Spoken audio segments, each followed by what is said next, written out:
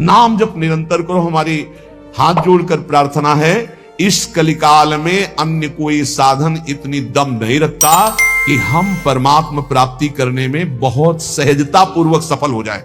बहुत कठिन है। एक कोई ऐसे साधन पर जब हम दृष्टि डालते हैं, जैसे आजीवन ब्रह्मचर्य, अब वो 20 वर्ष से ब्रह्मचर्य हो, ये 2 मिनट में फिसल गया, अब सब कूड़ा करकट हो गया, क्या पता, कुछ नहीं बचा। लेकिन हम कह रहे हैं 20 बार राधा राधा बोला है, 20 बार बस जिंदगी में, ये उसके लिए भारी हो जाएगा, ये हिसाब में भारी हो जाएगा। ये बहुत चिंतन की बात आपको कह रहे हैं।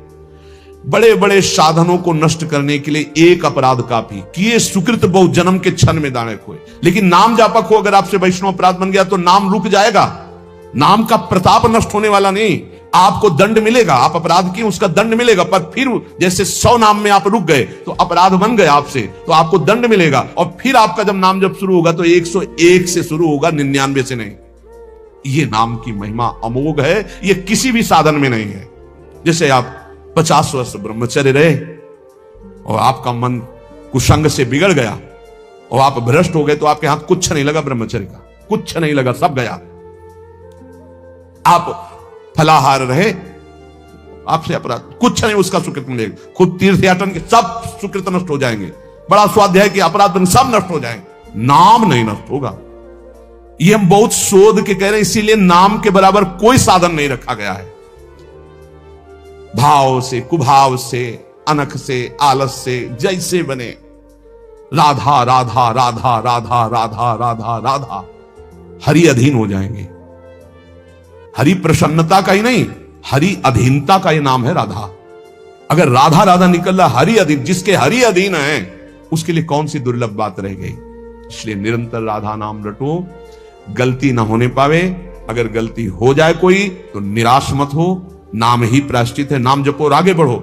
उसके चिंतन में, क्रिया में तो समय नष्ट किया, उसके चिंतन में समय नष्ट मत करो। राधा राधा राधा, वो भस्म हो जाएगा, आगे बढ़ो। नाम का आश्रय लेकर पाप का बढ़ावा मत दीजिए, नाम का आश्रय भगवत प्रेम के लिए। पर यदि कोई गलती हो जाती है तो कोई और प्रायश्चित करने की जरूरत नहीं, नाम ही उसको बस एक बात मान लो, हमारे माई श्यामा जो को राज मान लो, फिर आप जान जाओगे और देख लोगे इस मंत्र का क्या प्रभाव है। ये सब एक एक अक्षर मंत्र है। श्याम श्यामा प्रगट प्रगट अक्षर निकट प्रगट रस स्रवत अति मधुर बानी।